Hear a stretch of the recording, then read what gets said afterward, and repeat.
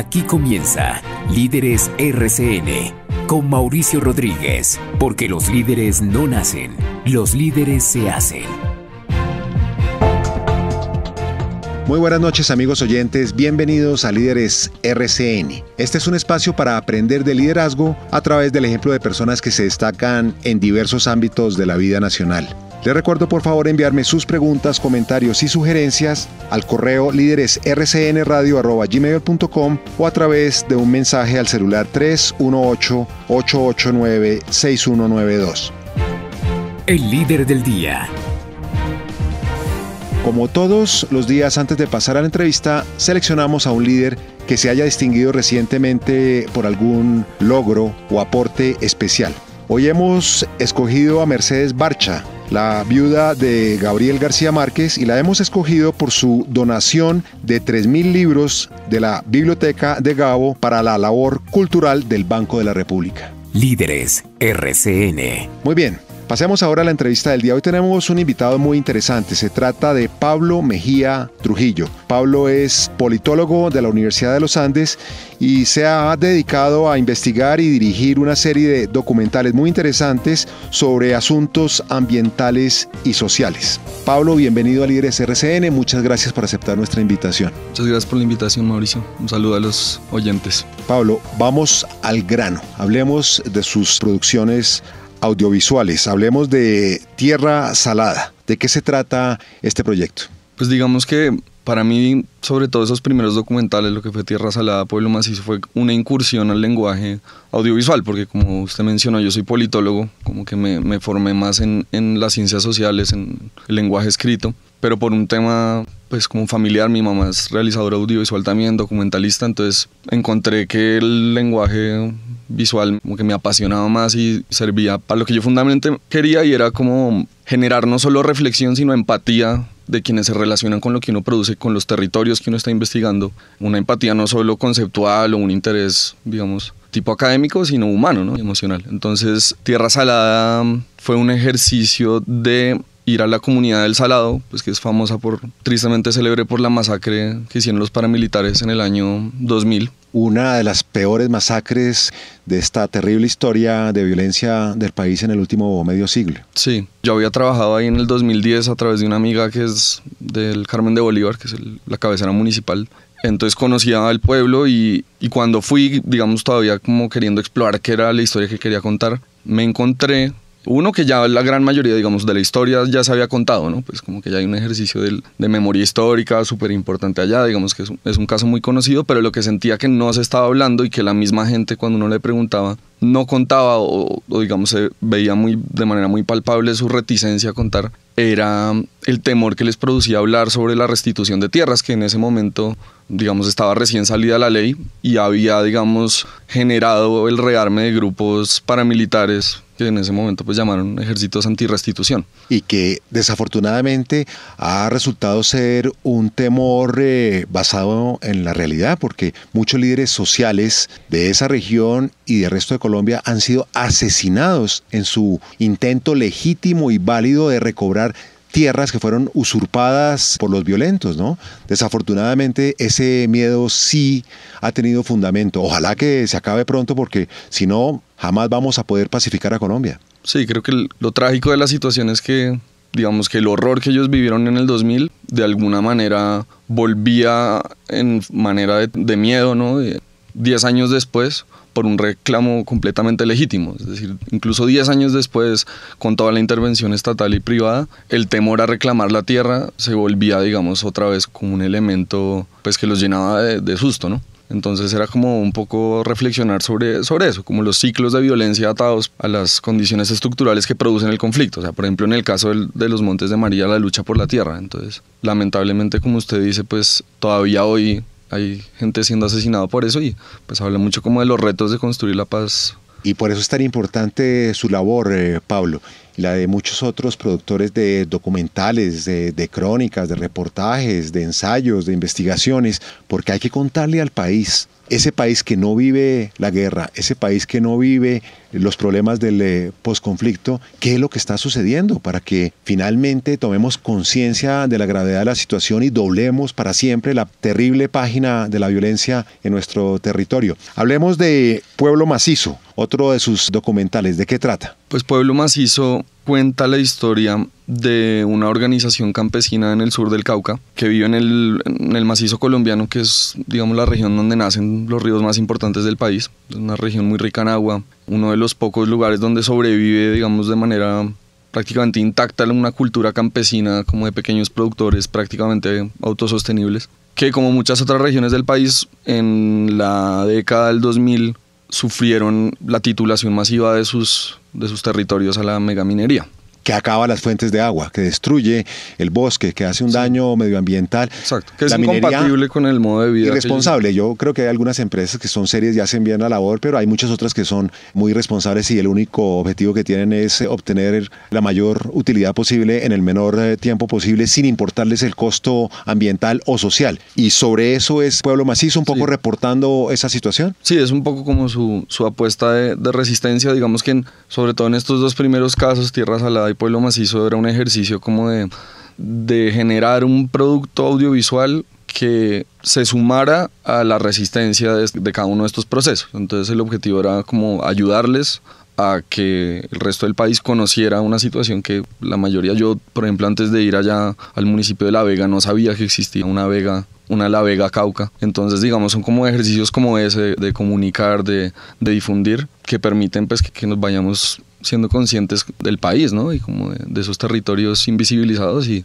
de la necesidad de que todos, digamos, nos solidaricemos, porque, digamos, la lucha por el agua no es solo por el agua de ellos, sino que pues de ahí nacen los ríos del resto, pues y el agua de muchas poblaciones río abajo, ¿no? Pablo, es que el problema que tenemos en Colombia es que hay muchos ciudadanos que no están en contacto con esas realidades, que no conocen esas problemáticas, que no son sensibles a lo que sucede en territorios apartados de los grandes centros urbanos, y por eso no hay solidaridad, no hay sensibilidad, no hay un trabajo mancomunado para superar las dificultades. Y por esa misma razón es que es tan importante la labor que usted y muchos otros productores audiovisuales hacen. Una curiosidad, ¿usted cómo aprendió a hacer documentales? Porque usted es politólogo. En la Universidad de los Andes le enseñaron muchas cosas, pero no le enseñaron ese lenguaje que es muy especial. A mí personalmente me encantan los documentales y veo con satisfacción que en Colombia poco a poco la gente va apreciando más esa forma de comunicar. ¿Dónde aprendió usted? Su madre ha hecho documentales importantes, pero seguramente no es suficiente su experiencia, lo que ha compartido con usted. ¿Cómo logró usted formarse para esta disciplina? Yo creo que lo interesante y como lo esperanzador de mi caso es que realmente aprendí, creo que a través de internet. Obviamente crecí en un medio pues familiar en donde era normal y no fue tan loco pensar en empezar a hacer documentales, pero mi mamá pues no me enseñó gran cosa, sino que realmente hoy vivimos en un mundo en el que el acceso a la información... Tomó cursos por internet. Sí, tutoriales en YouTube y yo siento que... Qué bien, ¿no? Me parece que es importante que mencione que esa es una fuente de aprendizaje. Y ensayando, ¿no? También, experimentando. Sí, obviamente con ensayos y errores importantes. Obviamente el proceso del primer documental al último es un cambio importante, pero sí creo que además eso se materializa y se demuestra en que hay muchos otros jóvenes como yo que también están haciendo cosas muy bacanas, también de manera empírica. Pablo, y viendo buenos documentales, ¿no? Esa es la mejor manera de aprender. Claro. Sí, es como escribir un libro, pues supongo que uno tiene que leer mucho para... Y bueno, obviamente... Depende del tipo de documental que a mí me ayudó a haber estudiado ciencias sociales también como una manera de ordenar ideas y de cosas así. Por supuesto. Y yo siento que mucho también es viajando, estando con la gente permite también como entender las historias y como acercarse a la gente, y eso es algo en lo que uno también va adquiriendo experiencia, ¿no? Como en relacionarse con realidades que no son las de uno, y ir identificando las historias, los personajes, la manera de aproximarse a ellas también. Este país está lleno de historias para contar, ¿no, Pablo? Y no solo está lleno, lo cual sería como una diamante en bruto, digamos que sería interesante, sino que hay una necesidad de contarlas. Totalmente de acuerdo. Ahí se juega, digamos, como mucho de... El futuro. La necesidad de contarlas es clave para el futuro, sí. Pablo, ¿cómo financia usted estos audiovisuales? Pues vea, la verdad, la gran mayoría de documentales propios que yo he hecho han sido financiados de mi propio bolsillo, más como de eso, como de las ganas de hacerlos, ¿no? En algunos casos, como en el Chocolate de Paz, que hablaremos ahorita, fue una financiación de un inglés, amigo de la codirectora, que, digamos, dio lo necesario para la producción, pero digamos ahí ninguno de nosotros ganó nada, así que por ahora ha sido más un ejercicio como de amor al arte y pues como de compromiso con las historias y los territorios pues, que se están cubriendo, que se están reportando. Estamos con Pablo Mejía Trujillo, politólogo de la Universidad de los Andes, dedicado a hacer documentales muy importantes para la memoria histórica, para el presente y sobre todo para permitir la construcción de un futuro mejor para todos los colombianos y en especial de esas comunidades que han sufrido la violencia, el abandono por parte del Estado y de la sociedad y la destrucción de su medio ambiente. Hacemos una pausa en Líderes RCN y ya volvemos. Líderes RCN. Dirige Mauricio Rodríguez. Continuamos en Líderes RCN. Regresamos a nuestra entrevista del día con Pablo Mejía Trujillo, politólogo, productor de varios documentales muy interesantes sobre realidades sociales y medioambientales de Colombia. Hablemos de Chocolate de Paz, Pablo, y comienzo por felicitarlo porque es un estupendo documental muy impactante, muy importante que todos los colombianos ojalá tengan la posibilidad de verlo porque muestra una realidad, la realidad de la comunidad de San José de Apartadó, que es trágica, es cruel, es terrible, es triste, es lamentable y a su vez sirve de ejemplo de lo que sucede en muchas otras comunidades que han sido golpeadas por la violencia en nuestro país. Por favor, descríbale a nuestros oyentes qué es Chocolate de Paz. Chocolate de Paz es un documental que narra la historia de la comunidad de San José de Apartadó a través y utilizando como hilo narrativo su producción de cacao orgánico y cómo esta producción de alimentos nos lleva a entender, digamos, las circunstancias históricas, sociales, políticas en las que viven y digamos que le dan sentido a su lucha y cómo se conecta, digamos, también con la comunidad nacional e internacional, todo a través del cacao. Finalmente es como un esfuerzo por hacer un ejercicio de memoria, de reconocimiento, de que la sociedad, digamos, y la comunidad internacional también conozca la comunidad de Paz, pero también para posicionar, yo creo que en un sentido más amplio, el campesinado en Colombia, ¿no? Y el ejercicio de producción de alimentos como una apuesta valiente y de resistencia en un contexto muy difícil. Pues como usted decía, el caso de la comunidad de Paz es paradójico, ¿no? Porque así como es una de las muestras más valientes de resistencia a la guerra, paradójicamente ha sufrido como pocas otras comunidades la guerra precisamente por esa postura. Y lo triste es que durante muchos años y aún todavía la comunidad de Paz, mucha gente sí la conoce, pero no la conoce por las razones correctas, sino porque se ha hecho un ejercicio pues de estigmatización muy fuerte contra terrible. ellos. Una cosa destructiva. Sí. Los indican algunos de ser aliados de la guerrilla, de ser mensajeros de ideologías contrarias al bienestar nacional, etcétera, etcétera. Y es una distorsión total, absurda e injusta, porque simplemente son personas que quieren vivir en paz y que no quieren ser víctimas de ningún tipo de violencia y que no tienen ninguna motivación política en particular, sino el deseo legítimo de vivir en paz y de poder sacar adelante sus familias de una manera digna, cultivando su cacao, viviendo de lo que da la tierra. Pero hacer eso en Colombia es muy difícil, desafortunadamente, porque ese fuego cruzado entre guerrilla, paramilitares, algunos miembros de las Fuerzas Armadas que han cometido abusos, etcétera, de la distorsión y manipulación de los políticos, hace casi imposible vivir en paz en no solamente San José de Apartadó, sino en muchas otras regiones aisladas de Colombia, ¿no, Pablo? Sí, digamos que yo siento que el caso de la comunidad es como el perfecto ejemplo del cóctel explosivo que es la guerra en Colombia, como que condensa casi todos los actores, todas, digamos, las contradicciones, una zona también pues con cultivos de uso ilícito, y ellos, digamos, representan un poco una postura radical en contra de todo eso, que lamentablemente pues por los intereses tan fuertes de todos esos actores armados, de esas economías, pues los han puesto en la mira de los actores armados.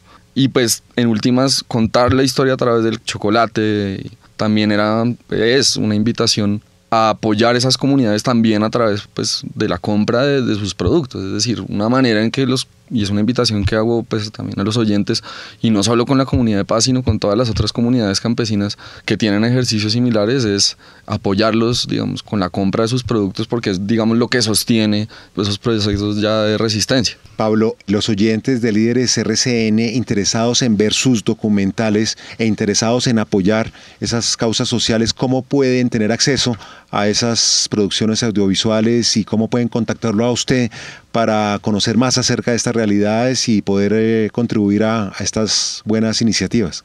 Pues yo tengo un canal en YouTube que aparece Pablo Mejía, o pueden buscarlo en YouTube, la mayoría de los documentales están ahí por nombre.